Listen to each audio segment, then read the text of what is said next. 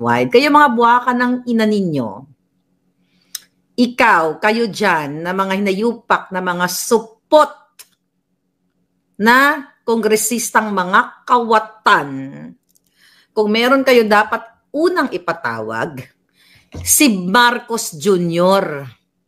Okay? Dahil si Bersamin, dahil nung inilabas ni Congressman Ungab, ni Attorney Vic Rodriguez, ni Pangulong Duterte, yung mga blanco na bicameral report, sinabi ninyo na fake news ang Pangulo at hindi totoo. Pero ngayon, inamin mismo ng kasamahan yung mga nget pa bangag kawatan, mga hinayupa, katulad ni Kimbo, ng mga kaliwa, si Raul Manuel, na si Amy Marcos, yung manggagancho, na talagang merong bicameral report papers na bakante. Now, here's the thing. Tuloy natin itong kanila ang nakalagay dito sa Inquirer. In a statement released Sunday, Laguna Representative Hubadero Fernandez said, "Oy, Hubadero, ikaw buwa ka ng inakang VO ka, ha? Wala kang alam. Ginamit mo lang ang mandato ng gobyerno para magkapera, manggipit.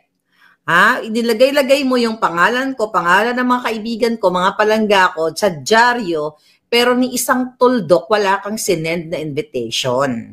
At willing akong umattend dyan sa kadyutahang TRICOM na yan. Pero kayo ang nagpapakalat ng fake news. Dahil lahat ng email, after may nag-send sa akin ng palangga, na, uy, Maharlika, kasama ka sa pinatatawag ng TRICOM, chinek ko yung mga email ko. Wala akong nakita na invitation. Na-invite na ako dati sa Senate doon sa PIDEA Leaks. Merong dumating sa akin talaga, pinakita ko yun sa inyo. Pero this time, wala. Kaya ako kayo ang fake news. Bago kayo nag-report dito sa Inquirer, kayo naman Inquirer, dapat, ano ma-expect sa inyo, dapat ipinakita sa inyo ng mga hunghang na ito yung mga invitations.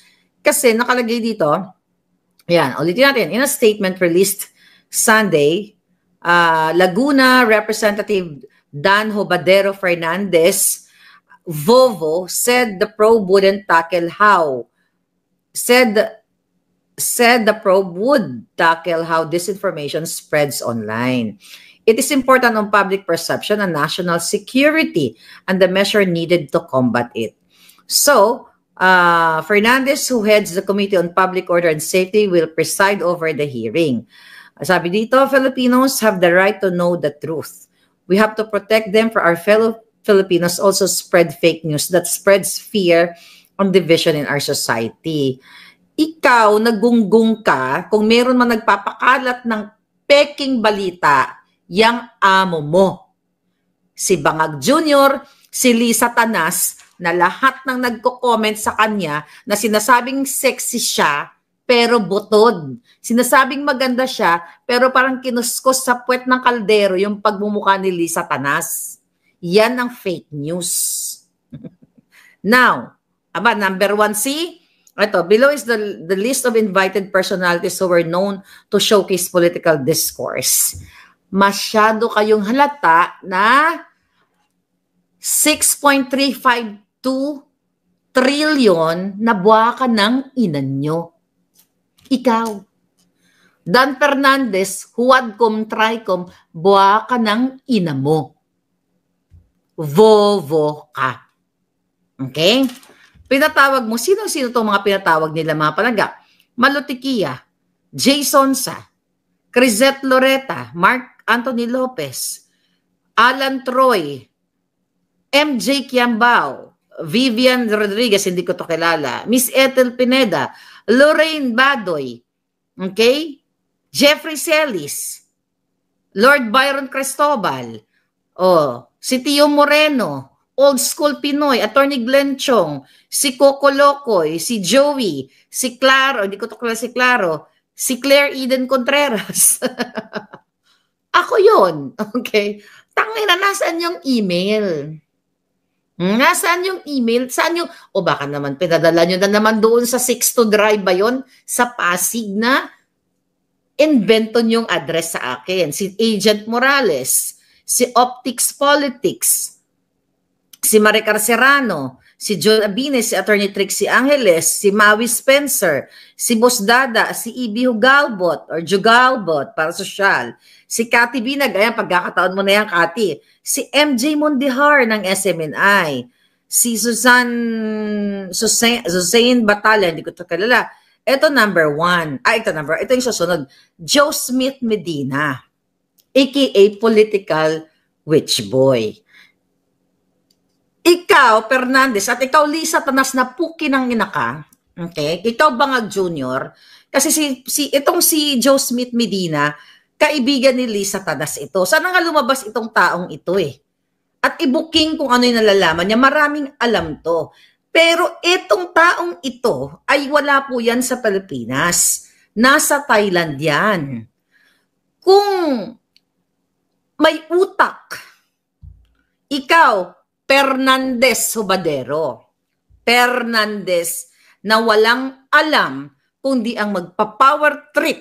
Okay? Nasaan napunta ang Intel funds ninyo na sa simpleng ganito, hindi nyo matukoy kung sino ang what?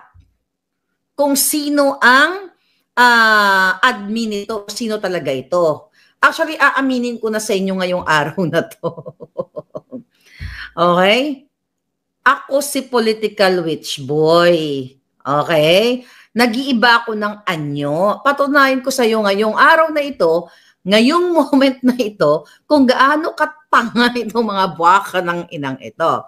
Okay, nag-post ako ha. Tignan natin ha.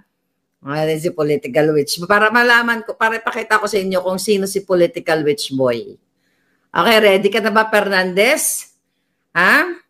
Nakita mo to? Ayan. Nakikita mo ba to? Tingnan ko na to. May pagtatakpan. Okay.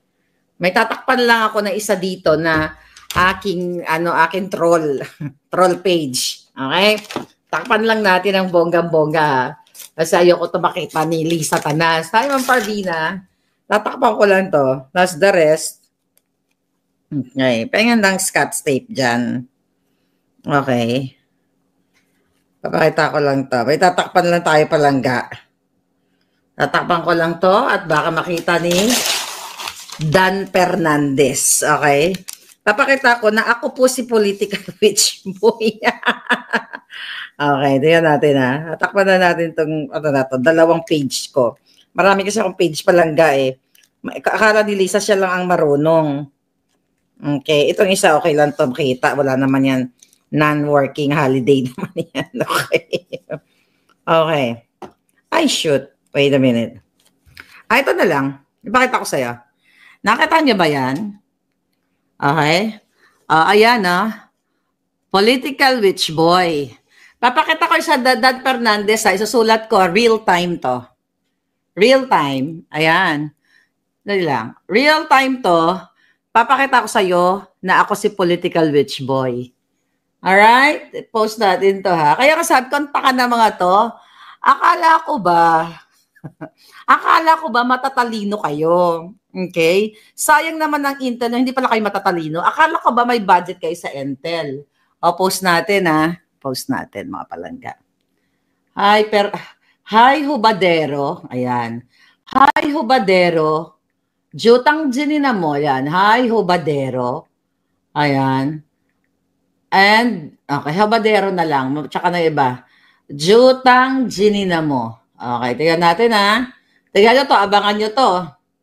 Jutang Jinina mo. Okay, ito. Kata nyo yan, post. Political Witch Boy. Post ko yan ha. Okay, here we go. Nakita nyo yan? Post natin. Not now. Okay, post ko. Post. Okay. Ito na siya. Actually, may pinost na ako dyan eh. Nakita nyo yan? Kanina. Okay. Here we go. Asa na yun? Okay. Hi, Hubadero. Saan na yung si Hubadero ko? Wala na si Hubadero ko. Nakakatawa lang talaga itong mga gagong to eh. May text time siguro. Teka, here. Okay. Okay. Okay. Nakita niyo ba yan? Ibig sabihin yan, what's on your mind? So, ibig sabihin, ako ang may control niyan. It just so happened na may mga angel akong troll sa iba't ibang bahagi ng Pilipinas at ibang bahagi ng bayan. So, wag niyong pinagbibitangan yung tao dahil kung si ano yan, kung sino dyan, kung si Joe Smith yan, dapat naka-appear yan sa Thailand, di ba? Naka-appear, sina ba? Ang tagal eh. Hindi ko makita dito. Tingnan natin dito. Pakita natin. Hayo Badero. Pakita natin na. Nakakatawa lang kasi ito paglaruan to mga to eh. Ang bubobo talaga nila, no? Okay, tingnan natin. See all profiles. Okay.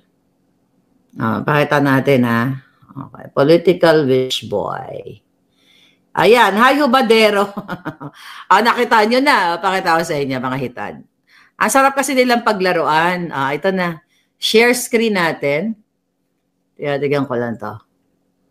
Okay. Okay, Hubadero, jutang chinina mo. Okay, dog. Okay, ito na, mga hitad. Okay. Okay, tignan natin baka may makita si Hubadero secret. Okay, jutang chinina mo. Okay, ayan na pala eh. Dito na lang sa phone ko. Asan yung intel nyo? Na mga julul kayo. Ako si political witch boy, wag kayo magbintang ng kung sino-sino.